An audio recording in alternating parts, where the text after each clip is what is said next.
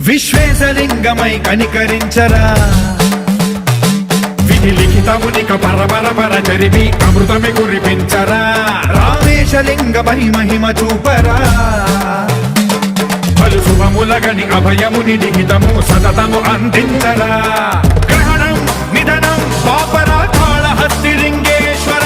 ప్రాణం నీవై ఆలే